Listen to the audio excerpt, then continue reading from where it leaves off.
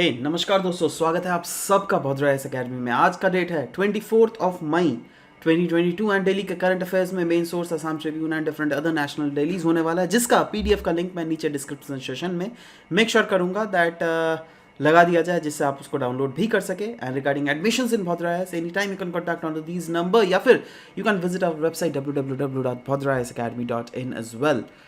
ना चलिए, सबसे पहला यहाँ पे न्यूज़ देख लेते हैं। आसाम ट्रिब्यून से लिया गया है regarding Indo Pacific economic framework. Now India ने ज्वाइन किया है US led initiative, that is this initiative का नाम है इंडो पैसिफिक इकोनॉमिक फ्रेमवर्क, जो क्या एक कॉमन गोल के तहत बना हुआ है। ना वो कॉमन गोल क्या है? वो कॉमन गोल है चाइना के एग्रेसिव स्ट्रैटेजीज जो चल रही है ना पूरा दुनिया भर में, उसको काउंटर करना। नाउ चाइना एग्रेसिव किस टाइप से करता है? अनडाउटेडली अपने मिलिट्री पावर से तो कर ही रहा है, बट ट्रेड पावर से भी कर रहा है, जो कि हमें क्लियरली दिख गया था कोविड के समय क्या हुआ था, राइट? दुनिया की कंट्रीज में जहां लॉस ही लॉस हो रहा है, वहां पे चाइना में फायदा ही फायदा हो रहा है। ध्यान से देखना, जब कोविड चाइना में हुआ था तब तो दुनिया में कहीं पर नहीं हुआ था, राइट? चाइना ने ऐसे प्रिटेंड किया एज इफ कुछ ही नहीं हुआ है, राइट? है ना? और जो भी देश उनके वहां से फ्लाइट्स आ रही थी उसको अगर रोक रही थी तो चाइना उसको उल्टा क्रिटिसाइज कर रहा था। इसका मतलब क्या हुआ? दैट चाइना से वेरियस कंट्रीज में फ्लाइट्स गई, उन बीमारी जो है वो डिफरेंट अदर कंट्रीज में गया, ठीक है? अब उन बीमारी के कारण पूरा दुनिया भर में पैंडेमिक फैल गया। मेनली क्या गलती हम लोग बोल सकते हैं चाइना का? एब्सोल्युटली, बिल्कुल बोला जा सकता है, राइट? अब उसमें क्या हुआ दैट इनिशियल फेज में तो चाइना को धक्का लगा, बट बाद में जब दुनिया में ये फैल गया ना, फिर चाइना आराम से अपना मेडिकल प्रोडक्ट्स को बना रहा था, छाप रहा था और उसको दुनिया भर में बेच रहा था। समझ रहे हो बात? मतलब ट्रेड में लेकिन चाइना का बहुत ही ज्यादा फायदा, और दुनिया देख रही थी दैट हाँ कैसे सबका चाइना के ऊपर निर्भरता कितना ज्यादा बढ़ गया है ना। उसी निर्भरता को घटाने के लिए वाशिंगटन ने यह एफर्ट दिया है। यह वाशिंगटन का आप बोल सकते हैं इंडो पैसिफिक स्ट्रैटेजी का एक बहुत ही इंपॉर्टेंट पिलर होने वाला है, जिसका नाम है Indo Pacific economic framework, IPEF। याद रखिएगा, GS2 पर्सपेक्टिव से effect of policies of developed Nations through out the world जो है वो टॉपिक से आप इसको रिलेट भी कर सकते हैं। नाउ ये वाशिंगटन का ऑफ कोर्स हमसे पता ही चल ही गया दैट हाँ one of the economic policy frame किया गया है, जिसमें बहुत सारे कंट्रीज इंक्लूड होने वाले हैं। उसमें कौन कौन है? एशियन कंट्रीज के ऑलमोस्ट सारे हैं। नाउ सब कंट्रीज नहीं है एशियन कंट्रीज के, ध्यान दीजिएगा। यहाँ पे म्यांमार है? नहीं है। लाओस है? नहीं है। कंबोडिया है? नहीं है, राइट? बट बाकी जितने एशियन कंट्रीज है ऑलमोस्ट सब कुछ है। इनफैक्ट देख लीजिए यहाँ पर, जिसमें Brunei, Indonesia, Malaysia, right, Philippines, Singapore, Thailand, Vietnam, ये सब कंट्रीज हैं, राइट? और रही बात out of the Asian regions, अगर देख लीजिएगा ऑस्ट्रेलिया, न्यूजीलैंड तो है ही, ऊपर से जापान और रिपब्लिक ऑफ साउथ कोरिया, और इधर से इंडिया है। समझ रहे हो? तो ये सारे कंट्रीज बेसिकली यूएस के साथ जो कोऑर्डिनेट कर रहा है in this US policy of Indo Pacific economic framework. यह एक इकोनॉमिक फ्रेमवर्क है जिससे अनडाउटेडली यूनाइटेड स्टेट्स का इन्वॉल्वमेंट जो एशिया में वो बहुत ज़्यादा बढ़ने वाला है, और अनडाउटेडली इनडायरेक्टली यह चाइना को भी काउंटर करने के लिए है। कि क्यों? और ऊपर से इंडिया को भी इसमें फायदा है, पता है? देखो, एक तो इंडिया का भी जो एक मोटिव है चाइना को काउंटर करना वो तो सर्व हो ही रहा है, बट साथ ही साथ आपको पता होना चाहिए दैट RCEP से जो है इंडिया बैकआउट कर लिया है। TPP में तो खैर इंडिया है ही नहीं, ट्रांस पैसिफिक पार्टनरशिप में, ठीक है? तो एक जो वैक्यूम क्रिएट हुआ है ना इस रीजन के मार्केट को कैप्चर करने का, वो वैक्यूम जो है कहीं ना कहीं इंडो पैसिफिक इकोनॉमिक फ्रेमवर्क को अगर इंडिया ज्वाइन कर लिया तो जैसे, तो वो वैक्यूम कहा जा रहा है भर जाएगा ना। ध्यान दीजिएगा एक चीज जो मैं बोलने वाला हूं, यह लेकिन कोई ट्रेडिशनल ट्रेडिंग ब्लॉक नहीं है, जैसे होता नहीं है फ्री ट्रेड एग्रीमेंट बना रहे हैं ट्रेडिंग ब्लॉक में, जैसे RCEP ले लीजिए, TPP ले लीजिए, ये काइंड ऑफ ट्रेडिंग ब्लॉक है, राइट? बट ये जो है ना ये ट्रेडिंग ब्लॉक नहीं है, रैदर ये एक टेलर मेड मैकेनिज्म है जिसमें डिफरेंट कंट्रीज के साथ जो है अलग अलग डील की जाएंगी, राइट? बट ओवरऑल यही देखा जाएगा तो ट्रेड लेकिन लिबरलाइज होने वाला है। Unlike free trade agreement, it does not include market access commitments such as lowering tariff barriers as the agreement is more and of administrative arrangement। जी हाँ, जैसे मैंने बोला ना, ये कोई ट्रेडिंग ब्लॉक नहीं है ये, कोई some sort of free trade agreement नहीं है जिसमें टैरिफ बैरियर को सब प्रोडक्ट्स के लोअर कर दिया जाए। रादर ये एक एडमिनिस्ट्रेटिव अरेंजमेंट है, राइट, जो क्या एडमिनिस्ट्रेशन टू एडमिनिस्ट्रेशन लेवल में बहुत सारे पैक्ट साइन की जाएंगी। देखो अभी जस्ट ये एक ऊपर का वो बना हुआ है, राइट, अभी भी इसके भीतर के क्या एग्जैक्ट प्रोविजंस है वो सब लेकिन अभी तक नहीं आया है। आप टेंशन मत लीजिए, वो जब भी आएगा ना तो हम लोग जरूर से डिस्कस करेंगे। तो हम क्या बोल सकते हैं दैट ये न्यूज़ जो है ये एक न्यूज़ इन ट्रांजिशन है, एब्सोल्युटली राइट। तो यही चीज़ है, यही चीज़ देखो स्ट्रेस डाला गया ऑन सप्लाई चेंज। आपको तो पता ही है दैट कहीं ना कहीं दुनिया का सप्लाई चेन जो है चाइना से बहुत इंटरकनेक्टेड है, राइट। तो उस सप्लाई चेन को कैसे तोड़ा जा सके जिससे चाइना को इस रीजन से ओवरऑल एक्सक्लूड किया जा सके। एक्सक्लूड इन द सेंस, देखो एक्सक्लूड तो 100% कभी नहीं हो सकता, राइट, बट अभी जो दुनिया की डिपेंडेंसी चाइना में बन गई है ना, उस डिपेंडेंसी को रोकना है। अब ध्यान से देखना, दुनिया में अगर चाइना की डिपेंडेंसी को रोकना है तो ऑफकोर्स किसी के ऊपर तो डिपेंडेंसी बढ़ाना पड़ेगा ना जी, है ना। तो वो कौन होने वाला है? नेचुरल चॉइस जो है वो इंडिया ही होने वाला है, ठीक है। तो इंडिया को इससे फायदा ही फायदा है। इनफैक्ट ये जो स्ट्रैटेजी है इसका 7 पिलर्स भी है, वो पिलर क्लियरली मेंशन किया गया है। एक है trade facilitation, particularly small medium enterprises के रिलेटेड। उसके बाद है standards for digital economy and technology को बढ़ावा देना है। सप्लाई चेन रेजिलियंस को प्रमोट करना है जिससे चाइना के ऊपर रेजिलियंस जो है वो बहुत हद तक घट जाए। क्लीन एनर्जी को प्रमोट करना है, डीकार्बनाइजेशन को प्रमोट करना है, infrastructure making, world workers standard, others areas of shared interest. तो डिफरेंट एरियाज में बेसिकली कोऑर्डिनेट करने की यहाँ पे बात की जा रही है, राइट। नेक्स्ट ये भी दोस्तों द असम ट्रिब्यून से ही लिया गया है, माफ कीजिएगा, ठीक है ना। प्रधानमंत्री, ऐसे तो असम ट्रिब्यून ही नहीं, डिफरेंट अदर नेशनल डेलीज में भी आपको यह दिख जाएगा। वैसे प्रधानमंत्री हेड करने वाला है इंटर स्टेट काउंसिल जिसको रिकॉन्स्टिट्यूट किया गया है। तो मेनली जो हम लोग यहाँ पे बात करेंगे इंटर स्टेट काउंसिल के बारे में ही।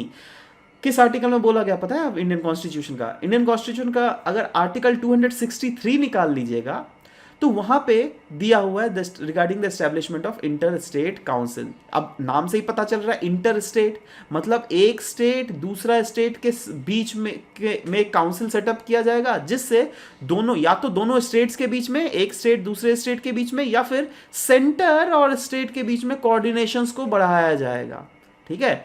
और किसका दारोमदार होता है यह इंटर स्टेट काउंसिल को सेटअप करने का? वह है प्रेसिडेंट। प्रेसिडेंट अगर चाहे समय के साथ साथ अगर पब्लिक इंटरेस्ट में यह इंपॉर्टेंट है तो प्रेसिडेंट मेक श्योर करता है establishment of this inter state council. He is also authorise to define the nature of duties to be performed by such a council and its organisations and procedure. Constitution भी also define करता है कुछ कुछ duties इस council के related. वो क्या क्या है? पहली बात तो कोई भी अगर डिस्प्यूट एग्जिस्ट कर रहा है बिटवीन द स्टेट्स या फिर सेंटर एंड स्टेट्स, उसको प्रॉपरली इंक्वायर करना और उसके ऊपर एडवाइजरी जारी करना, इन्वेस्टिगेट करना और डिस्कस करना सब्जेक्ट्स इन विच स्टेट्स और the centres and the states have common interest. वही चीज, एक ही चीज को घुमा के फिरा के बोला गया है। साथ ही साथ रिकमेंड करती है जिससे बेटरली कोऑर्डिनेट किया जाए वेरियस पॉलिसी एरिना में, वेरियस एडमिनिस्ट्रेटिव एरिना में एक साथ, ठीक है। क्योंकि देखो अल्टीमेटली ये फेडरल स्ट्रक्चर है हमारे देश का ना। फेडरल स्ट्रक्चर के मतलब क्या? सेंटर को स्टेट के साथ में मिलकर ही काम करना पड़ेगा। सेंटर स्टेट के मैटर पे ज्यादा नाक गला नहीं सकती है, स्टेट जो है वो सेंटर के मैटर पे नहीं नाक गला सकता है। स्टेट अपना काम देखेगी, सेंटर अपना काम देखेगी। इसीलिए तो शेड्यूल 7 क्यों बना हुआ है, राइट। इसीलिए ना सेंटर के अलग अलग सब्जेक्ट मैटर दे दिए गए हैं, स्टेट को अलग अलग सब्जेक्ट मैटर दे दिए हैं और कॉन्करेंट लिस्ट में अलग अलग सब्जेक्ट मैटर रखे गए हैं, ठीक है। काउंसिल का अगर कंपोजिशन देख लीजिएगा कौन कौन इसमें होता है। एक है प्रधानमंत्री जी, सीएम हर एक स्टेट्स का, सीएम ऑफ यूटीज जिनके पास लेजिस्लेटिव असेंबलीज है जैसे दिल्ली, जैसे पौंडीचेरी। उसके बाद आपका जाकर administrator of UTs not having legislative assemblies. Of course बहुत सारे ऐसे यूटीज हैं ना जहाँ पर लेजिस्लेटिव असेंबलीज नहीं है। अब देख लो आप अंडमान निकोबार, लक्षद्वीप, क्या यहाँ पर है? नहीं, राइट।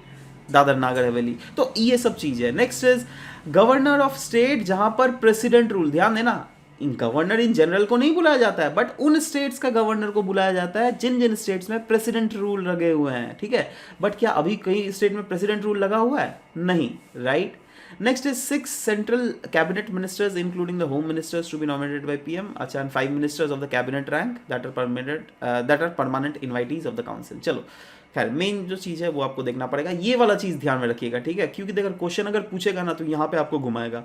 यूजुअली बच्चे क्या करते हैं, जल्दी से पढ़ने के चक्कर में ऐसा याद दिमाग में घुसा लेते हैं, हाँ शायद हर स्टेट के गवर्नर को भी इसमें कॉल अप किया जाता है। नहीं, उन्हीं स्टेट के गवर्नर को कॉल किया जाता है इंटर स्टेट काउंसिल में, जो क्या आपका जाकर जहाँ पर प्रेसिडेंट्स रूल लगा हुआ रहता है। क्लियर है? चलो next erosion affected villagers of Dumduma LAC spending sleepless night. अब देखो क्या हो ना, तिनसुकिया डिस्ट्रिक्ट में एक रीजन है डुमडुमा, ठीक है, तो इस रीजन में देखा जा रहा है दैट बहुत ही ज़्यादा इरोजन हो जा रहा है रिवर बैंक्स में ना। सवाल होता है दैट ये इरोजन होता क्यों है, इसमें एक जोग्राफिकल फिनोमिना है, वो चीज़ मैं आपके साथ डिस्कस करूंगा, ठीक है। बट पहले तो मैं आपको गूगल मैप में ले चलता हूँ। देखो ये हुआ डुमडुमा रीजन, ठीक है। अब देखो यहाँ पर जो आप रिवर देख रहे हो ये म्यांडर कर रही है। म्यांडर मतलब ऐसे करके घूमती रहती है, जैसे सांप ऐसे करके नहीं चलता है, वैसे ही देखो रिवर्स भी ऐसे करके चलती हैं, ठीक है। अब रिवर चलती नहीं है टेक्निकली, समझ जाओ यार दिमाग में, है ना। तो ये डुमडुमा रिवर भी है, यहाँ से लाई करता है। अब देखो क्योंकि ये ऐसे करके मियांडरिंग नेचर करती है ना, इसीलिए जो यहाँ पे इरोजन्स भी हमें बहुत ज़्यादा डिफरेंशियल इरोजन होता है। डिफरेंशियल इरोजन मतलब सोचो ये एक लैंड सरफेस है, यहाँ से अगर रिवर बहेगी तो शायद इस रीजन को ये अलग टाइप से इरोड करेगी और इस रीजन को ये अलग टाइप से इरोड करेगी ना। ऐसा क्यों होता है, चलो मैं अच्छे से बतलाता हूँ। यही वाला फिर से डायग्राम ले लो, ठीक है, क्यों यहीं पर ही ले लो ना जी, ये वाला डायग्राम ले लो, ठीक है। चलो कहाँ गया, हाँ यही वाला ले लेते हैं, है ना, ये वाला पोर्शन, ठीक है। अब ध्यान देना, इसको अगर मैं थोड़ा जूम इन कर लूँ, है ना, तो मुझे कुछ ऐसे दिखेगा, ठीक है। अब देखो, अच्छा फिर से जूम आउट शायद करना पड़ेगा मुझे, ओके चलो कोई नहीं। अच्छा यहाँ पर देखो नदी, सोचो इधर से इधर बह रही है ना, वो एक्चुअली में बह भी इधर से ऐसी रही है। अब ये रिवर इधर से आते आते इसका इस डायरेक्शन में फोर्स रहेगा, ठीक है। अब इस डायरेक्शन में अगर फोर्स रहेगा तो ऑफ कोर्स ये वाला जो वाटर का पार्टिकल है इस रीजन को हिट करेगा ना पहले। क्या इस रीजन को हिट करेगा बताओ? ऑफ कोर्स इस रीजन को सीधा हिट करेगा, ठीक है। उसके बाद क्योंकि वाटर डायरेक्शन इधर है तो ये इधर जाते फिर इस रीजन, ये वाले फेज को जो है ना, ये वाला फेज इसको ज़्यादा हिट करेगा, ठीक है। क्यों? क्योंकि देख रहे हो ये सीधा डायरेक्शन, इतना दूर जब आया तो एक ही स्पीड से आ रहा है ना जी, अचानक से तो ये घूमेगा नहीं ना, ये मोटरसाइकिल तो नहीं है ना फटाक से घूम जाएगा है ना। अल्टीमेटली ये रिवर है जिस पे अपना जान नहीं है ना, ये अकॉर्डिंग टू द स्लोप बहती रहती है ना। तो अकॉर्डिंग टू द स्लोप जो है ये इधर बहेगी ना, तो इधर से इस फेज को ये टक्कर मारेगी पहले, रादर देन दिस फेज, है ना। इनफैक्ट इस फेज को टक्कर मार के जो यहाँ पर जो मटीरियल्स है जो टूट फूट जाते हैं, है ना, वो सब अल्टीमेटली धीरे धीरे इधर जमा होने लग जाता है। और जिधर जमा होता है ना, देखो अगर सोचो ये रिवर है, ठीक है, तो ये वाले फेज, ये रिवर जो आके इस वाले फेज में टकराएगी, है ना, इस वाले फेज को कहते हैं हम लोग कनकेव फेज, ठीक है, समझ रहे हो बात। और इस वाले फेज को कहते हैं हम लोग कन्वेक्स फेज, ठीक है। अब ध्यान से देखना, कन्वेक्स वाला जो रीजन है वो क्यों होता है ऐसा, क्योंकि कन्वेक्स लेंस पढ़ा है ना आप लोगों ने, ऐसा ही कुछ कन्वेक्स लेंस होता है ना, और कनकेव लेंस ऐसे कुछ होता है ना, देखो वही सबसे रिलेट करो, इसीलिए तो इसका नाम कनकेव पड़ा है और इसका नाम कन्वेक्स पड़ा है। तो कनकेव में इरोजन होता है या कन्वेक्स में इरोजन होता है बताइए? तो ऑफ कोर्स कनकेव वाले रीजन में इरोजन होता है। क्यों? क्योंकि रिवर की जो ये स्पीड है ना, ये डायरेक्टली स्पीड आके इधर टकराती है रादर देन इधर, समझ रहे हो बात। तो वही चीज जो है ना यहाँ पर भी हो गया, मैं आपको बतला रहा हूँ। यहाँ पे थोड़ा इसको मिटा देने दो मुझे, तब प्रॉपरली अच्छे से समझाऊंगा आपको। हाँ अब देखो क्या हुआ है ना, जैसे सोचो अगर ये रिवर है ना, सोचो यही वाला रीजन है, ठीक है, तो यहाँ पर जो नदी बह रही है ना आके सीधा इस वाले फेज में हिट कर रही है, तो ये वाला फेज जो है ना यहाँ पर इरोजन हो रहा है, समझ रहे हो। और वही चीज हम लोग यहाँ पर भी देख रहे हैं। ये देखो यहाँ पे जो इरोजन हुआ है ना, ये कौन वाले फेज में रहा होगा, ये कनकेव वाले फेज में हमें देखने को मिला होगा, ठीक है। क्योंकि नदी इधर से आ रही है, सीधा इधर हिट करती है ना, क्योंकि अभी तो फ्लड वाला सीजन है ना, बहुत ज़्यादा यहाँ पे वाटर अमाउंट है, तो ऑब्वियस सा बात है दैट ये ज़्यादा हिट कर रही है और इस रीजन को ज़्यादा इरोड कर रही है। और यही चीज़ जो है ना यहाँ पे बोला गया है दैट बहुत सारे ऐसे विलेजर्स जो है उनकी स्लीपलेस नाइट हो गई है। क्यों? क्योंकि इरोजन के कारण जो है यह रिवर बैंक्स जो है ना ये इरोड होते रह रही है, होते रह रही है, होते रह रही है। समझ गए बात? मेन कॉन्सेप्ट समझ गए, बस that is more than enough. Next दोस्तों, पीआईबी से ये न्यूज लिया गया रिगार्डिंग राजा राम मोहन रॉय जी के 250th बर्थ एनिवर्सरी सेलिब्रेट जो किया जा रहा है। अब कोई भी अगर 250th 100th है ना 500 या फिर 1000 टाइप का या फिर फर्स्ट इस टाइप से अगर कुछ भी चीज़ें हुई ना, so that becomes highly probable that UPSC उसमें क्वेश्चन पूछे। तो यू नेवर नो, इस बार भी आपका यूपीएससी में भी क्वेश्चन पूछा जा सकता है, एपीएससी में भी डायरेक्ट क्वेश्चन आ सकता है। ठीक है, इसलिए हमें इसको बिल्कुल छोड़ना नहीं है। प्रीलिम्स पर्सपेक्टिव में तो इंपॉर्टेंट है ही, अनडाउटेडली मेंस में भी डायरेक्टली क्वेश्चन पूछा जा सकता है ना। तो देख लेते हैं इनके बारे में। राजा राम मोहन रॉय बोला जाता है इनको father of modern Indian renaissance, है ना। अगर आप सोशियो कल्चरल मूवमेंट भी पढ़िएगा ना अपने बुक हिस्ट्री बुक्स में, तो सबसे पहले इन्हीं के बारे में बात हम लोग पढ़ते हैं, राजा राम मोहन रॉय। और इनको बोला जाता है हर एक बुक में आप देखिएगा father of Indian modern renaissance.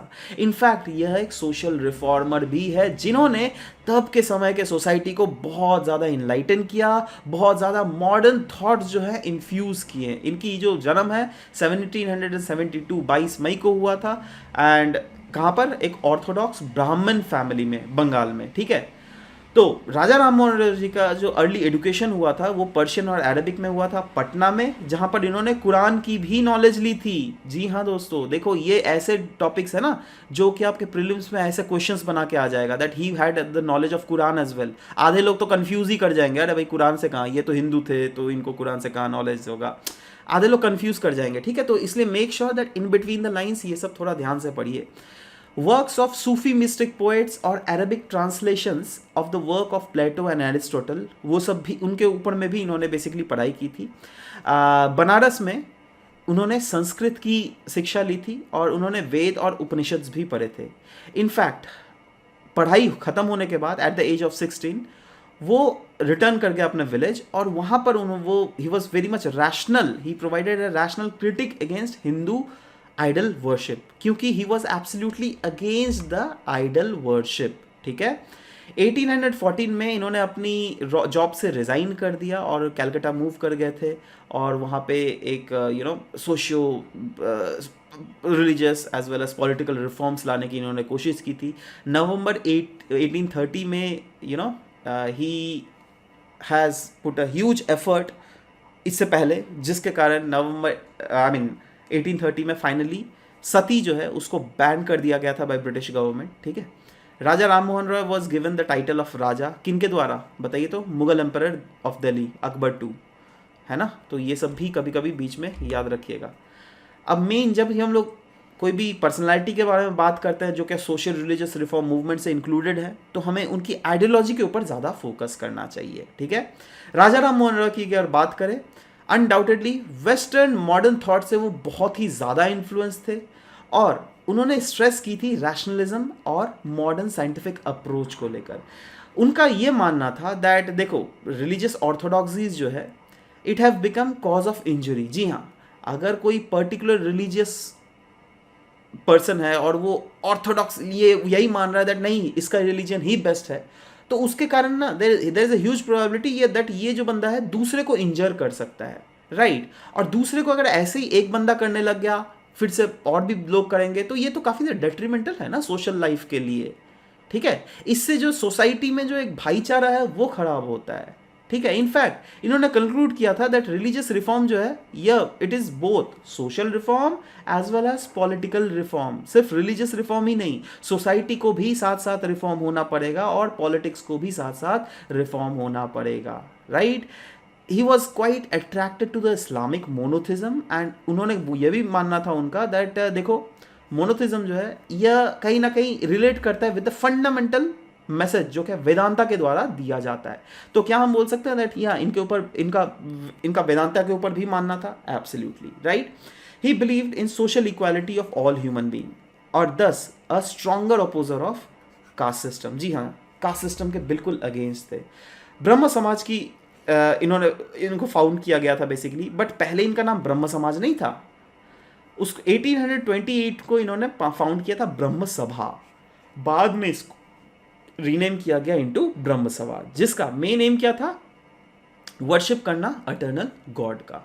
It was against priesthood, ये जो पंडित रहता है ना उनके खिलाफ थे। आई मीन ये ब्रह्म समाज जो है इस आइडियोलॉजी के खिलाफ था, रिचुअल्स के खिलाफ था, सैक्रिफाइसेस का खिलाफ था, राइट। और कहीं ना कहीं फोकस यही था दैट कैसे प्रेयर किया जाए, कैसे मेडिटेशन किया जाए, कैसे स्क्रिप्चर्स को रीड अप किया जाए, जिससे ओवरऑल जो यूनिटी इन डाइवर्सिटी वाला जो कॉन्सेप्ट है उसको फैलाना है। It was first intellectual reform movement. जी हाँ, मॉडर्न इंडिया का सबसे पहला इंटेलेक्चुअल रिफॉर्म मूवमेंट था, जिसके कारण रैशनलिज्म और इंडिया में बहुत हद तक सोसाइटी में इनलाइटनमेंट भी हमें देखने को मिला था। इससे बहुत लोगों की आंखें खुली थी, बहुत लोगों को पता चल रहा था दैट अरे भाई अभी तक जो हम लोग जी रहे हैं जिस दुनिया में, वो तो बिल्कुल अंधेरी दुनिया है, जहाँ पर एक पर्टिकुलर वर्ग के लोग जो हमें जो बोल रहे हैं वही चीज़ हम लोग कर रहे हैं, हम लोग तो अपना दिमाग कुछ खुद से नहीं लगा रहे हैं। बट जब से इनके रिफॉर्म मूवमेंट्स आई, जब से इन्होंने अपने लेक्चर्स को प्रीच करने लगा, तब से कहीं ना कहीं सोसाइटी जो है बहुत ही ज़्यादा इनलाइटन हो गई थी। It was the forerunner of all the other socio religious as well as political movement जो कि हमें मॉडर्न इंडिया में देखने को मिला था। इसका मतलब क्या, फोर रनर मतलब यह हुआ दैट इस मूवमेंट के बाद जो है ना और भी different other social religious as well as political movements हमें इंडिया में फोर फ्रंट में आते हुए दिख रहे थे। सोशल रिफॉर्म्स की अगर बात करें तो इन्होंने क्या क्या किया था, देखो 1814 में इन्होंने फाउंड अप किया था आत्मीय सभा। कैलकाटा यूनिटेरियन एसोसिएशन 1821 में इन्होंने फाउंड किया था, और 1828 में ब्रह्म सभा का फाउंड किया था, जिसका नाम अगेन बाद में ब्रह्म समाज पड़ गया था। इन्होंने कैंपेन किया था against caste system, untouchability, superstitious as well as use of intoxicants, right. ध्यान रखिएगा ये सब भी मतलब यूजुअली हम लोग बुक्स में ये नहीं पढ़ते ना, यूज ऑफ इंटॉक्सिकेंट के अगेंस्ट भी इन्होंने कैंपेन किया था, but he did that, right. He was well known for his pioneering thought and actions on emancipation of women and specially the abolition of Sati and window remarriage. देखो तब के समय हमारी सोसाइटी जो था ना बहुत ज़्यादा पेट्रियार्कल थी, राइट। अब क्या हुआ ना दैट उस समय पेट्रियार्कल मतलब सती, विडो रीमैरिज, उसके बाद कभी भी अगर वुमेन कुछ भी गलती करे तो सब कुछ वुमेन्स का ही गलती ऐसा माना जाता था, ठीक है। तो ऑफ कोर्स यार बहुत ज़्यादा पीड़ा होता था वुमेन को, तो वो चीज़ इन्होंने फील किया और वुमेन्स को उस पीड़ा से बाहर निकालने का इन्होंने बहुत हद तक काम किया था। इन्होंने चाइल्ड मैरिज के ऊपर सीधा अटैक बोला था दैट अरे यार ये क्या है, बच्चों में आप शादी करवा देते हो, राइट। इलिटरेसी ऑफ वुमेन, इसको ये एक बहुत बड़ा कंसर्न था, क्योंकि इनका भी मानना था दैट वुमेन अगर लिटरेट हो तो अनडाउटेडली वो फैमिली भी लिटरेट हो जाएगी। It was his relentless advocacy along side contemporaries, मतलब साथ साथ ईश्वर चंद्र विद्यासागर जैसे थे, तो ऐसे बहुत महान महान व्यक्तित्व थे जिनके साथ इन्होंने फाइनली मिला, और वो लोग भी ऑफकोर्स इनके आइडियोलॉजी के साथ काम करते थे। एंड फाइनली 1829 में तो आपको पता ही है सती को एबॉलिश कर दिया गया था under the governor generalship of sir William Bentinck, ठीक है। तो ये कुछ इन्फॉर्मेशंस थे जो कि आपको याद रखने हैं। नेक्स्ट हम लोग बात करेंगे आर्टिफिशियल इंटेलिजेंस चिप्स के बारे में। नाउ क्यों न्यूज़ में था, क्योंकि देखो अनडाउटेडली आपको तो पता ही चल रहा है दैट दुनिया भर में जो है ना सब कुछ मैकेनाइज्ड हो जा रहा है, राइट। और आर्टिफिशियल इंटेलिजेंस कहीं ना कहीं डोमिनेट कर रही है। वो अभी आपके लाइफ में भी आप देख रहे होंगे, जैसे अगर आप यूट्यूब में कोई एक वीडियो देखते हैं ना तो उसी टाइप के डिफरेंट अदर 10-15 वीडियोज़ आपको रिकमेंड होने लग जाता है। वो क्या है, आर्टिफिशियल इंटेलिजेंस, है ना।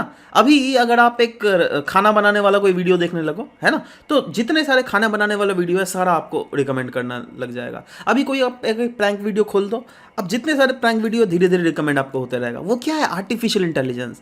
मतलब आप जो सर्व कर रहे हो इंटरनेट में, है ना, वो दिमाग लगा दे रहा है दैट हाँ इस बंदे को क्या चाहिए, और उसी के हिसाब से यह भी आपको वही चीज़ दिखाता है, ठीक है। उसी के बारे में यहाँ पर भी बात की गई है। अभी जो दुनिया भर में आर्टिफिशियल इंटेलिजेंस के रिलेटेड आर्टिफिशियल इंटेलिजेंस चिप्स होते हैं ना, उनका एडॉप्शन जो धीरे धीरे बढ़ गया है। क्यों? क्योंकि आर्टिफिशियल इंटेलिजेंस एप्लीकेशंस जो है वो बहुत ज़्यादा बढ़ गया। आर्टिफिशियल इंटेलिजेंस डिवाइसेस जो है उनकी संख्या धीरे धीरे बहुत ही ज़्यादा बढ़ रही है। Exam utility point of view से GS3 awareness in the space of robotics, computers, nano technology, इस टॉपिक से आप इसको रिलेट कर सकते हैं ना। सबसे पहले तो हम लोग ये देखते हैं आर्टिफिशियल इंटेलिजेंस चिप्स एक्चुअली में होता क्या है। देखो ये नॉर्मल जो कन्वेंशनल, अभी तक ऐसा थोड़ा ना दैट कोई डिवाइस हम लोग बिना चिप के यूज़ करते थे, अभी भी कन्वेंशनल चिप्स हम लोग यूज़ करते हैं, राइट। बट आर्टिफिशियल चिप्स और कन्वेंशनल चिप में थोड़ा डिफरेंस है।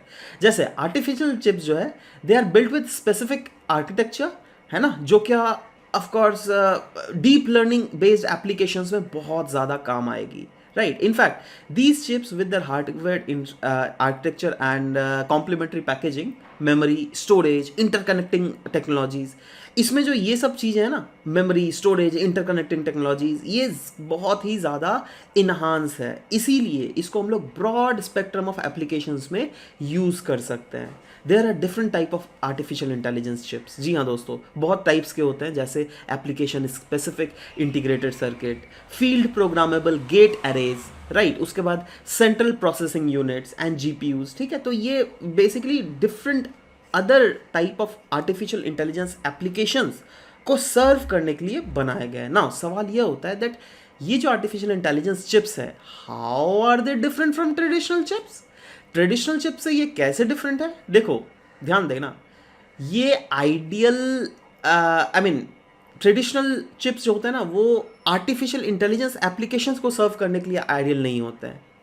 बट वहीं पर आर्टिफिशियल इंटेलिजेंस चिप्स अगर देख लोगे तो ये हाई वर्कलोड को संभाल पाएगा, ह्यूज वॉल्यूम ऑफ डेटा को प्रोसेस करने में बहुत ही सहायक देगा, राइट। तो इसीलिए इसकी बहुत ज़्यादा फायदा है, ठीक है। इनफैक्ट इनको ऑप्टिमाइज किया जाता है for the demands of heterogeneous enterprise class, right. जैसे इसको क्या, ये देखो, ये सब लैंग्वेज, ये फ्लावरी लैंग्वेज बिल्कुल पढ़ो मत, ठीक है। एक तो आपका दिमाग में भी नहीं घुसेगा, है ना, ऊपर से बाउंस मारेगा, ठीक है।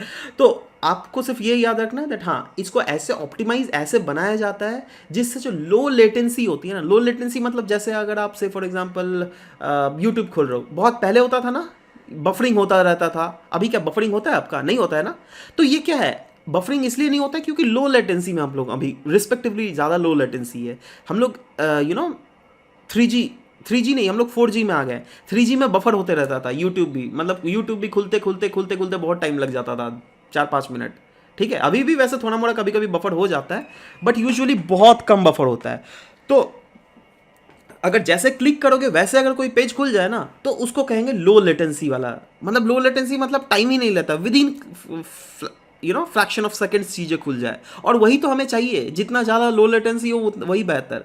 और आर्टिफिशियल इंटेलिजेंस चिप जो है ना, ये लो लेटेंसी वाले डिवाइसेस में काम करने के लिए बहुत ही ज़्यादा लाभदायक होता है, ठीक है। और ये सब चीज़ें ऐसे हम लोग बिल्कुल डिस्कस नहीं कर रहे हैं दोस्तों, कभी भी कर कोई भी टॉपिक डिस्कस होता है, ध्यान लीजिए, करके रख लीजिए दैट पास्ट ईयर में शायद या तो यूपीएससी या फिर एपीएससी में ये पूछा जा सकता है, राइट। जैसे यूपीएससी 2020 का ये सवाल था, with the present status of development artificial intelligence can effectively do which of the following?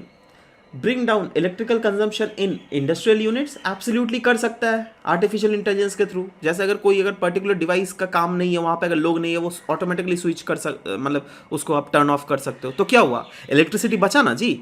ये क्या हुआ, भले ही वहाँ पे इंसान नहीं है बट ऑटोमेटिकली वो स्विच ऑन स्विच ऑफ हो जा रहा है ना। Create meaningful short stories and songs, absolutely ये किया जा सकता है आर्टिफिशियल इंटेलिजेंस के साथ, है ना, बहुत ही ज़्यादा पावरफुल है। डिजीज डायग्नोसिस बिल्कुल किया जा सकता है। Text to speech conversion, absolutely, अभी तो ये आप गूगल में खुद ही कर सकते हो यार, है ना। Wireless transmission of electrical energy, absolutely. आप क्या देखो, अगर आपको ये 4 ऑप्शंस दे दिया है ना, तो आपको अगर कोई सॉल्व भी करना है, दिमाग भी लगाना शायद किसी को नहीं पता होगा, है ना। जो ये एग्जाम देने गए थे ना, शायद सब ने सब कुछ नहीं पढ़ा होगा, बट स्टिल सब लोगों ने डी ऑप्शन टिक किया होगा। क्यों? क्योंकि आप क्या कोई भी पॉइंट को गलत ठहरा सकते हैं, दैट नहीं, इससे आप स्टोरीज या फिर सॉन्ग्स नहीं बना सकते हो मीनिंगफुल। क्या आप बोल सकते हैं? आप प्रूफ करके दिखा सकते हो? नहीं, राइट, है ना।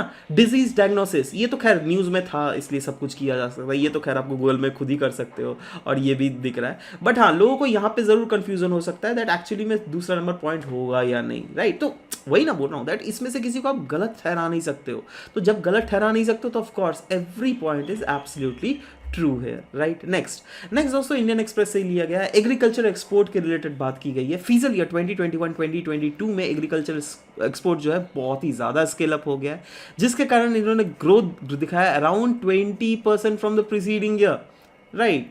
Now GS3 transport and marketing of agriculture produce, इस टॉपिक से इसको रिलेट कर सकते हो। And guys this was made possible largely क्यों, क्योंकि दुनिया भर में ग्लोबल कमोडिटी प्राइस जो है यह बढ़ते जा रही है, राइट।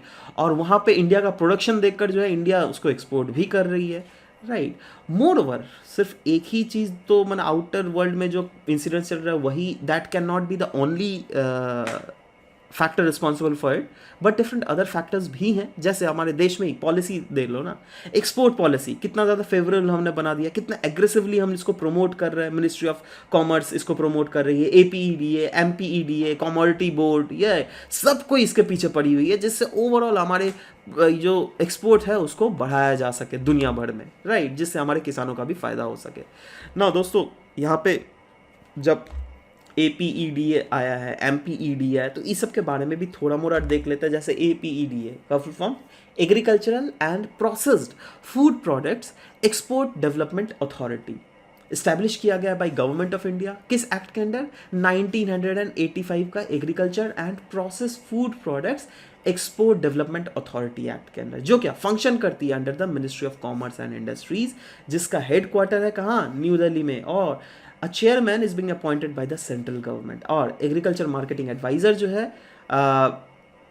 ये APEDA जो है ये ex officio agriculture marketing adviser भी है। मतलब सरकार को, गवर्नमेंट ऑफ इंडिया को अगर कोई भी डिसीजन लेना हो ना एग्रीकल्चर मार्केटिंग को प्रमोट करने के लिए, then they do take the advice from APEDA, that is agriculture and process food products export development authority, right. इसका फंक्शन की अगर बात करें तो अनडाउटेडली इनका दारोमदार है, रिस्पॉन्सिबिलिटी है फॉर एक्सपोर्ट प्रमोशन, देश में एक्सपोर्ट को कैसे प्रमोट किया जाए। शेड्यूल्ड प्रोडक्ट्स जो क्या फ्रूट्स में ले लो, वेजिटेबल्स में ले लो, उसके various product, meat and meat products, poultry products, dairy products, different other products में ओवरऑल एक्सपोर्ट को कैसे प्रमोट किया जाए। यही नहीं, इंपोर्ट ऑफ शुगर, जी हाँ, उसको भी मॉनिटर करने का बहुत बड़ा रिस्पॉन्सिबिलिटी APEDA के ऊपर है, ठीक है। ये इनफैक्ट इंडस्ट्रीज वैसे इंडस्ट्रीज जो कि शेड्यूल्ड प्रोडक्ट, यहाँ पे हम लोगों ने डिस्कस किया ना, ये सब शेड्यूल्ड प्रोडक्ट, ठीक है। तो इन प्रोडक्ट्स के एक्सपोर्ट में इंडस्ट्रीज का डेवलपमेंट कैसे किया जाए, उनके फाइनेंशियल असिस्टेंस कैसे प्रोवाइड किया जाए अगर उसको ज़रूरत है तो, right. Various surveys carry out करना, various feasibility studies carry out करना, सब कुछ काम जो है APEDA का होता है, ठीक है। रजिस्ट्रेशन ऑफ पर्सनस और एक्सपोर्टर्स जो क्या इन शेड्यूल्ड प्रोडक्ट्स को बाहर भेज रहे हैं तो उनको भी रजिस्टर करना। अब ऐसा नहीं है ना एरू गरू नत्थू पैरू किसी को भी आप कोई भी प्रोडक्ट को विदेश में भेजना अलाउ कर दो, क्योंकि देखो विदेशों में भी वैसे ही प्रोडक्ट भेजे जाएंगे जो क्या क्वालिटी वाले प्रोडक्ट हो। अदरवाइज ये वेस्टर्न कंट्रीज जो है ना, एक अगर प्रोडक्ट में गलती आ गया ना तो ये लोग पूरा कंसाइनमेंट को ही रद्द कर देते हैं, ठीक है। तो वो बहुत ज़्यादा प्रॉब्लम होता है। इसीलिए हमारे देश में भी ये बहुत बड़ा इंपॉर्टेंट है दैट हाँ चलो डिफरेंट देशों में जो है ये चीज़ें भेजा जा सके। Carry out inspection of meat and meat products, जी हाँ, मीट और मीट प्रोडक्ट्स के इंस्पेक्शंस को कैरी आउट करना, जिससे जो क्वालिटी प्रोडक्ट जो है वही चीज़ें एक्सपोर्ट किया जा सके। यही नहीं, MPEDA that is marine product export development authority के बारे में भी बात कर लेते हैं। वो जैसे एग्रीकल्चर प्रोडक्ट था वो यहाँ पर वैसे मरीन प्रोडक्ट की जब भी बात करें तो बताइए तो क्या क्या भेजा जा सकता है ना। ऑफ कोर्स यार, ये fisheries and different process fish के रिलेटेड डिफरेंट प्रोसेस फूड्स जो है उन्हीं को एक्सपोर्ट किया जाएगा, ठीक है। तो जी हाँ, MPEDA जो है ना वो nodal coordinating state owned agency है जो क्या fisheries production and allied activities को देखती है। इस वजह से इसको इस्टेब्लिश किया गया था 1972 एक एक्ट के अंदर जिसका नाम था marine product export development authority act, जो फंक्शन करती है union ministry of commerce and industry के अंदर। इनका हेडक्वार्टर कहाँ है? केरला में है, ठीक है।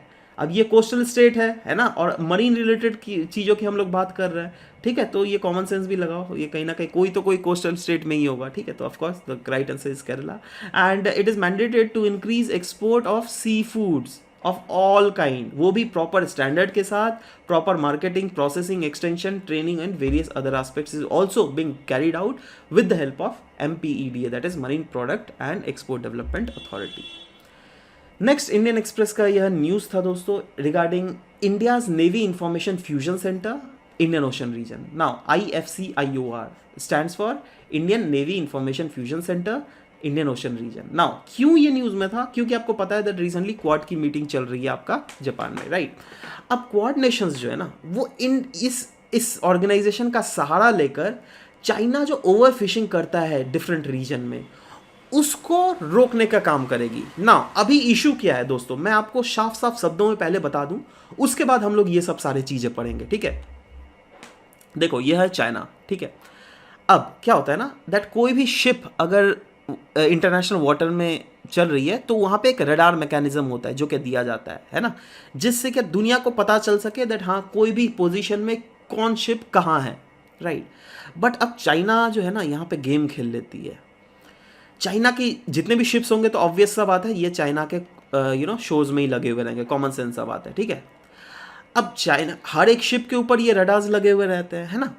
तो कहीं ना कहीं वर्ल्ड कम्युनिटी को पता चलता रहता है हाँ चलो चाइना का शिप जो है इधर ही है ना। अब चाइना गवर्नमेंट क्या बोलती है दैट ये सबको बंद कर दो, छोड़ो, जिससे सिग्नल दुनिया को ना मिले, है ना। कुछ 4-5 घंटों के लिए बंद करवा देगी और अपने शिप को बोलेगी दैट जाओ तुम ताइवान के इंटरनेशनल वाटर में जाके फिश पकड़ के लाओ, है ना, तुम लोग को छूट है, जाओ आराम से, है ना। अपने देश का फिश को अभी फिलहाल के छोड़ दो, मतलब पकड़ो, ऐसा नहीं, छोटे छोटे फिशर्स पकड़ो, बट बड़े बड़े जो फिशर्स है वो चले जाओ ताइवान में, कोई चले जाओ साउथ कोरिया के वाटर्स में, कोई चले जाओ नॉर्थ कोरिया के वाटर्स में, कोई चले जाओ जापान के, फिलीपींस में, वियतनाम में, ठीक है। अब देखो ये सब तो छोटे छोटे कंट्रीज, ये सब क्या बोलेंगे चाइना को भाई, है ना। ये इनका दुनिया भर में अगर कितना भी जोर जोर से चिल्लाते रहे कोई इनका सुनने भी नहीं वाला है ना। अब आपको तो पता है दैट यूएस कहीं ना कहीं पाइवोट करने की कोशिश कर रहा है इस रीजन में, राइट। और कहीं ना कहीं यूएस ही क्यों, जापान ले लो, South Korea, Australia, New Zealand, India, सब कोई चाहता है दैट हाँ कहीं ना कहीं ये जो चाइना की दादागिरी है इसको बंद किया जाए, राइट। और ये दादागिरी में एक दादागिरी आता है ओवर फिशिंग का भी, जो क्या डिफरेंट अदर कंट्रीज के एक्सक्लूसिव इकोनॉमिक जोन में घुस के चाइना करती है, राइट। इससे पता है फायदा क्या होता है, उनके मछुआरों को एक तो फायदा होता है ना। मोर ओवर पता है नुकसान किनका हो जाता है, इन कोस्टल रीजन्स का, जैसे अगर ताइवान के रीजन में चलेगी, अगर साउथ कोरिया के रीजन में, अगर वियतनाम के रीजन में किया जा रहा है उस, ठीक है। तो क्या हो रहा है दैट वियतनाम का जो मरीन इकोलॉजी है ना वो बर्बाद हो जाएगी। अब ध्यान देना यहाँ पर, वियतनाम का अगर मरीन इकोलॉजी बर्बाद होएगा तो अब क्या है ना दैट यहाँ के लोग तो फिश खाते हैं ना, है ना, इन क्योंकि कोस्टल स्टेट है यार, फिशेस खाते हैं। तो अचानक से अगर सोचो फिशेस बहुत कम मिलना यहाँ पे कम हो जाए तो ये लोग कहीं ना कहीं से तो फिश मंगाएंगे ना, तो कहाँ से मंगाएंगे, China will be the only option. अब इससे क्या है, चाइना अपना भी फ्यूचर को सिक्योर करना चाह रही है, जब ये जो जितने सारे कोस्टल रीजन्स है, लिटोरल स्टेट्स है of the South China Sea, right, उनका डिपेंडेंसी जो है चाइना के ऊपर और भी बढ़ाया जा सके। और चाइना ये हथकंडे अपना रही है, समझ रहे हो। तो यूएसए उसको काउंटर करने के लिए बेसिकली ऐसा कहा जा रहा है शायद IFC-IOR that is information fusion centre of Indian oceanic region का भी सहायता ले सकता है, right. GS2 India neighbourhood relation से आप इसको डायरेक्टली रिलेट कर सकते हैं। मैरीटाइम सर्विलेंस इनिशिएटिव इसके अंडर चलाया जाएगा, राइट। और ये है क्या initiative, it will bring together existing surveillance centre, वो सिर्फ इंडिया का ही नहीं बल्कि सिंगापुर, है ना, और डिफरेंट पैसिफिक रीजन में जहाँ जहाँ भी है उसका सब सर्विलांस सेंटर का डेटा को इकट्ठा करके अल्टीमेटली ट्रैकिंग सिस्टम एक डिवाइस किया जाएगा जिससे इलीगल, अनरेगुलेटेड एंड अनप्रोडक्टेड फिशिंग को बंद किया जा सके, जो क्या मेनली चाइना के द्वारा यहाँ पर किया जाता है, क्योंकि चाइना के ट्रॉलर फीड्स जो है ये डिफरेंट अदर रीजन के एक्सक्लूसिव इकोनॉमिक जोन में घुसकर बेसिकली ये चीज कर रही है। तो ये हम लोग ये भी बोल सकते हैं दैट हाँ कहीं ना कहीं क्वाड का इनडायरेक्टली प्रेशर चाइना के ऊपर अभी हमें गिरता हुआ क्लियर सा दिख रहा है, राइट। इन रीसेंट ईयर में अगर देख लीजिएगा ये illegal, unregulated and unreported fishing जो है बहुत ही ज़्यादा बढ़ गई है, और जिसका सरगना जो है ना वो चाइना हो गया। देखो क्लियरली लिखा हुआ है China is the world biggest offender in this regard, जो क्या माना जाता है दैट दुनिया भर की जितनी इलीगल फिशिंग होती है उसमें 80 से 90% जो है इंडो पैसिफिक में वो तो चाइना के द्वारा ही किया जाता है, ठीक है। And in fact studies have also said that unregulated और अनरिपोर्टेड फिशिंग के कारण जो है अनडाउटेडली फिशिंग के जो स्टॉक्स है जिन कंट्रीज में हो रही हैं वो तो घट ही रही हैं, बट साथ ही साथ रीजनल इकोनॉमीज के लिए वल्नरेबिलिटी और भी बढ़ जाएगी। जैसे मैंने बोला दैट वियतनाम की जैसे अभी डिपेंडेंसी है बहुत ज़्यादा फिश प्रोडक्ट्स में, ठीक है। तो ये लोग फिश प्रोडक्ट्स खाना बंद तो ऑल टुगेदर नहीं करेंगे ना, ये लोग कहीं ना कहीं से इंपोर्ट तो करेंगे। वो कौन अल्टीमेटली कंट्री रहेगी, एक बड़ी कंट्री, वो रहेगी चाइना, जिससे चाइना को फायदा होगा, राइट। मतलब हर एक दूसरे कंट्री का डिपेंडेंस इनडायरेक्टली चाइना के ऊपर बन जाएगा अपने फूड सिक्योरिटी के लिए, जिसका गलत फायदा जो है चाइना जियोपॉलिटिक्स में भी उठा सकती है। समझ रहे हो बात? तो यही चीज है जो कि मेन आपको समझाना था मुझे ना। अब IFC IOR के बारे में भी थोड़ा पढ़ लेते हैं। इसको कब सेटअप किया गया था दोस्तों? 2018 में, जिससे मेनली कोऑर्डिनेट किया जा सके with regional countries different maritime issues के ऊपर, है ना। यह एक लिंकेज प्रोवाइड करता है with more than 50 partner countries और different multinational agencies across the globe, जिसका मेनली हेडक्वार्टर जो है वो लोकेटेड है गुरुग्राम, इंडिया में, ठीक है। और सेंटर को इससे इस्टेब्लिश किया गया था जिससे इंडिया का जो एक इनिशिएटिव है, SAGAR initiative, which stands for security and growth of all in the region framework, उसके तहत बेसिकली इस सेंटर का इनॉग्रेशन किया गया था, ठीक है। तो ये ध्यान रखिएगा। नेक्स्ट न्यूज दोस्तों PIB से लिया गया regarding AstroSat. India's AstroSat space telescope ने विटनेस किया है एक अगेन ब्लैक होल को, बर्थ ऑफ ब्लैक होल, है ना। इनफैक्ट ये 500th टाइम ऐसा इन्वेंट किया जा रहा है बाई एस्ट्रोसैट। ना एस्ट्रोसैट की अगर बात करें तो इंडिया का ये पहला मल्टीवेव टेलीस्कोप है जो कि स्पेस में लोकेटेड है, एंड ये 5 इसके अंदर टेलीस्कोप्स है जो कि अलग अलग वेवलेंथ को कैचअप कर सकती है, जिसमें visible, near UV, soft X-rays, hard X-rays, इन पांचों के पांचों वेवलेंथ को प्रॉपरली डिटरमाइन कर सकती है। वैसे इसको लॉन्च किया गया था 2015 को इसरो के द्वारा, एंड ये एक मल्टी इंस्टीट्यूट कोलैबोरेटिव प्रोजेक्ट है। सिर्फ इसरो नहीं बल्कि डिफरेंट अदर ऑर्गेनाइजेशंस जैसे Tata institute of fundamental research, Indian institute of astrophysics, physics research laboratory Ahmedabad, तो सब ने बेसिकली कोऑर्डिनेट किया है, राइट। और ये स्टडी क्या करती है दोस्तों? गामा रे बर्स्ट को, राइट। अब गामा रे बर्स्ट क्या होता है भाई? देखो गामा रे बर्स्ट क्या होता है ना, एक एनर्जेटिक एक्सप्लोजन होता है। मतलब ये हम बोल सकते हैं दैट दुनिया में, पूरा यूनिवर्स में one of the brightest source है कॉस्मिक गामा रेज फोटोन्स के रिलेटेड। क्योंकि ये जब होता है ना, इतना ज़्यादा एनर्जेटिक एक्सप्लोजन है, इतना ज़्यादा चमकता है, विच इज़ देखो क्लियरली लिखा हुआ millions and trillions times as bright as sun. एक काम करो आप, है ना, सुबह की रोशनी में आप सन को देखना तो आप नंगे आंखों से देख पा रहे हो? कभी नहीं पाओगे, राइट। कितना ज़्यादा ब्राइट होता है सन।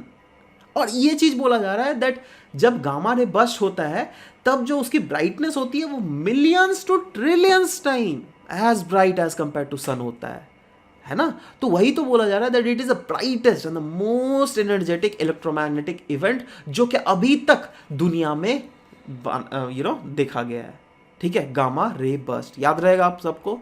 चलो नेक्स्ट दोस्तों एक नॉर्मल सा न्यूज़ था रिगार्डिंग बायो RRP, राइट। इसको रिसेंटली लॉन्च किया गया है ये पोर्टल को। नाउ ये पोर्टल जो है एक सिंगल नेशनल पोर्टल होने वाला है फॉर बायोटेक रिसर्चर्स और डिफरेंट स्टार्टअप्स जो कि इस फील्ड में काम कर रहे हैं। और ये पोर्टल क्या फैसिलिटेट करेगा? Of course regulatory approval of biotech research and developmental activities through out the country, जिससे क्या होगा दैट अगर साइंटिफिक प्रोसेस अगर उनको चलाना है तो जल्दी से काम हो जाएगा, जल्दी से काम होगा, राइट। और यही नहीं, अगर कोई भी ऐसा बायोटेक स्टार्टअप है ना, वो उनके लिए भी ईज ऑफ डूइंग बिजनेस हो जाएगा। क्यों? क्योंकि डायरेक्टली इस पोर्टल के थ्रू उनको अप्रूवल भी मिलने की प्रोबेबिलिटी हो जाएगी, ठीक है। तो यही सब है ना दोस्तों। आ जाते हैं MCQs में आज के। सबसे पहला कल का MCQs पूछा गया था पैंगोंग सो लेक के बारे में। पैंगोंग सो जो is form by Tethys geosyncline और काराकोरम माउंटेन रेंजेस जो है it end at the north bank of Pangong Tso lake, which is absolutely again true, इसलिए C would have been the correct answer. Next is SSR guidelines, that is scientific social responsibility guidelines के बारे में 2 statement दिए गए थे। These guidelines have been released by Department of Science and Technology and they aim to ensure greater integration of science and technology with the society at all the levels। जी हाँ absolutely, इसमें भी कोई दो राय नहीं है, बिल्कुल सही है क्योंकि करेक्ट ऑप्शन पूछा गया यहाँ पर, ठीक है, C answer. Next is consider the following statement regarding respiratory syncytial virus. ये जो है वायरस इन्फेक्ट करता है नोज, थ्रोट, लंग्स और ब्रीदिंग पैसेजेस में एब्सोल्युटली, और ये इम्पैक्ट करता है चिल्ड्रंस ओनली। नहीं, ये बेसिकली सीनियर सिटीजन 65 ईयर्स को भी प्लस को भी इम्पैक्ट ये करता हुआ हमें दिखता है, ठीक है। इसलिए correct option would be 1 only, ठीक है। तो सीक्वेंस जो है यह CCA है, जिसमें CCA सब ने ही CCA किया है, ठीक है। CCA, हाँ, गीतिका जी ने यहाँ पे गलत कर दिया है, ACA कर दिया है। चलो पहला वाला ही गलत है, कोई बात नहीं गीतिका जी, ध्यान से पढ़िएगा, है ना, बाकी सब ने सी है। अच्छा हाँ, कल एक दूसरा क्वेश्चन भी मैंने पूछा था रिगार्डिंग वो मोजाम्बिक वाला क्वेश्चन था, दैट वाइल्ड पोलियो वायरस 3 साल बाद दिखा था, तो of course Mozambique was a correct answer, ठीक है। सो हाँ, कुछ लोगों ने दिया है, सब लोग क्यों नहीं लिखते हैं, चलो कोई बात नहीं, एटलीस्ट लोगों ने आंसर्स तो दे रहे हैं, बहुत बढ़िया, ठीक है। आज के क्वेश्चंस में आ जाते हैं दोस्तों। Consider the following agree commodities export from India in the financial year 2022। marine product, wheat, sugar, oil, meal, rice, right? Which of the above mentioned items were among the top 3 agri export commodities? Now, ध्यान दीजिएगा, मैंने एक graph आपको दिखाया था शायद, है ना। उस ग्राफ को मैंने जानबूझ के एक्सप्लेन नहीं किया गया था, क्योंकि मैं सोच रहा था दैट आप लोग उसको पॉज करके एक बार खुद से भी पढ़ के देखिए दैट कौन एटलीस्ट टॉप 5 में आता है, ठीक है। तो एटलीस्ट जिनको याद है या फिर जो तुक्का भी मार सकते हैं मारिए, है ना, देखिएगा नहीं, आंसर को देखिएगा नहीं, लेकिन ठीक है, आप पहले आंसर को सॉल्व कर लीजिए, फिर देखिएगा दैट हाँ आपका वेदर सही हुआ है क्या नहीं। तो पहले आंसर को मत देख लीजिए, फिर नहीं तो चीटिंग हो जाएगा, है ना। कोशिश कीजिए ना खुद से सॉल्व करने का, ठीक है, कोई बात नहीं, गलत होता है कोई बात नहीं यार, यहीं पे गलती कर रहे हो ना, बाद में तो गलती मत नहीं करोगे ना आप लोग, ठीक है। तो एनीवेज चलो नेक्स्ट क्वेश्चन देख लेते हैं। Which of the above statement is or correct regarding Brahmo Samaj? ये अपोज करता था आइडोलेट्री को। It denied the need of priestly class for interpreting the religious text. It popularise the doctrine that Vedas are infallible. तो आपको बताना है दैट 1 2 3 में कौन सा सही है, 1 ओनली, 1 2 ओनली, 3 ओनली, 1 2 3, ठीक है। नीचे गामा रे बर्स्ट्स के बारे में दिया हुआ है। Gamma ray bursts are immensely energetic explosions that have been observed in distant galaxies. और दूसरा है they are the brightest and the most energetic electromagnetic event known to occur in the universe. आपको बताना है कौन सा सही है, 1 only, 2 only, both 1 and 2, neither 1 not 2। नीचे कमेंट सेक्शन में मैं आंसर का वेट करूंगा आपका, ठीक है। So anyways this was all about the discussion for today's class. Will be meeting in next session. Till then bye bye, take care.